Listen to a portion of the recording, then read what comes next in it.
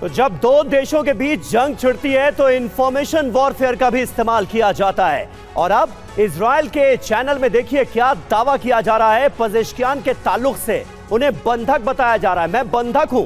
पजेश्कियान ने कहा, मुझे लगता है कि मैं एक बंधक की तरह हो गया हूं। मेरा काम सिर्फ IRGC की स्क्रिप्ट पढ़ना है। IRGC देश को आत्मघाती तरीके से चला रहा है। 3 हफ्ते में पूरी अर्थव्यवस्था तबाह हो जाएगी। दावा क्या है? पजेश्कियान और IRGC चीफ अहमद वाहिदी के बीच मतभेद की खबर दी गई है इजरायली चैनल में। युद्ध को लेकर दोनों के बीच तीखी और गर्मा गर्म बहस हुई, यह दावा किया गया इजरायली मीडिया में। हर बार पजेश्कियान को सीज फायर वार्ता से दूर रखा गया। IRGC को डर है पजेश्कियान अमेरिका को सब कुछ दे सकते हैं। C14 न्यूज, ये इजराइल का एक टीवी न्यूज चैनल है, उसमें ये खबर चलाई गई है और पजेश्कियान के हवाले से ये दावे किए गए हैं। हालांकि इसे लेकर ना तो IRGC की तरफ से ना पजेश्कियान की तरफ से जाहिर है कोई बयान सामने आया है, लेकिन इस इजरायली चैनल ने यह दावा किया है पजेश्कियान वर्सेस IRGC। बड़ी बातें देखिए क्या है। एग्जीक्यूटिव पावर सरकार के पास रखना चाहते हैं पजेश्कियान। IRGC ने राष्ट्रपति पजेश्कियान की इस मांग को खारिज कर दिया है। दावा क्या है? युद्ध के वक्त IRGC ने पूरे ईरान पर जबरन कब्जा कर लिया है। सुरक्षा, नागरिक और आर्थिक मुद्दों पर IRGC का पूरा कंट्रोल हो गया है। मामला गंभीर देख पजेश्कियान इस्तीफा देना चाहते थे। IRGC ने पजेश्कियान को इस्तीफा देने से रोक लिया, यह दावा किया गया है इजरायली चैनल में। जरूरी जानकारी, युद्ध की वजह से ईरान की अर्थव्यवस्था बेहद खराब है। कई शहरों में ATM में कैश खत्म होने का भी दावा किया गया है ईरान इंटरनेशनल की तरफ से।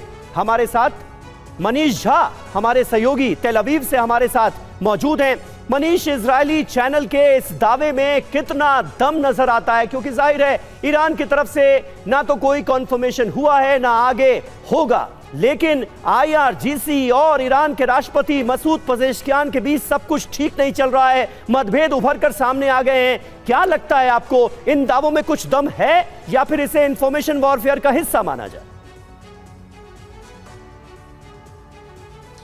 देखिए समीर, सबसे बड़ी बात है कि पिछले कुछ दिनों में अगर आप देखें तो ईरान के राष्ट्रपति मसूद पेजेश्कियान, जिनकी एक इमेज थी कि वो काफ़ी उदार हैं, आर्थिक सुधार को आगे बढ़ाना चाहते हैं, और ऐसी स्थिति में पिछले कुछ दिनों में उनकी भूमिका बहुत कम दिखाई दे रही है। तो कम से कम व्यवहारिक तौर पर भी अगर देखें तो लगता है कि कुछ तो गड़बड़ है मसूद पेजेश्कियान और IRGC के बीच में।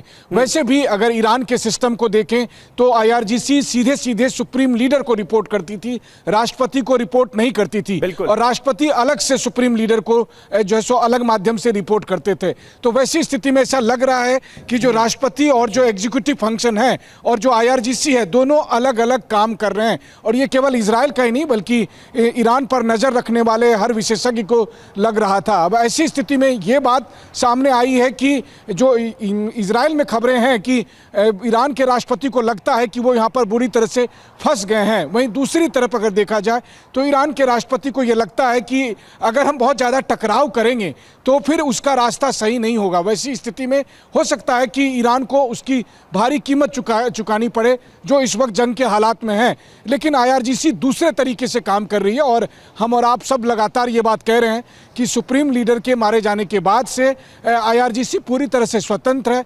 और इसका प्रमाण सबसे बड़ा यही है कि IRGC की तरफ से केवल इजराइल पर हमले नहीं हो रहे हैं बल्कि पड़ोसी मुल्कों पर, खाड़ी देशों पर भी हमले हो रहे हैं। और न केवल अमेरिकी सैन्य बेसों में बल्कि अब तो वाटर सैलिनेशन प्लांट से लेकर दूसरी और तमाम जगहों पर हमले हो रहे हैं। उससे ये लग रहा है कि IRGC का एक बड़ा तबका जो है वो स्वतंत्र रूप से काम कर रहा है, वो अपनी मनमानी से काम कर रहा है, बजाय वो ईरान के राष्ट्रपति या ईरान की सरकार के साथ सामंजस्य बिठाकर एक संतुलित रणनीति के साथ आगे बढ़ने के। ठीक है, यानी आपका जो कहना है मनीष कि फिलहाल मसूद पेजेश्कियान एक तरह से राष्ट्रपति तो हैं, लेकिन अभी युद्ध लड़ने के लिए पूरी जो कैपेसिटी है और जो पूरी ताकत है वो IRGC के पास है, और अभी इसका कोई खास फर्क पड़ता हुआ नजर नहीं आ रहा है।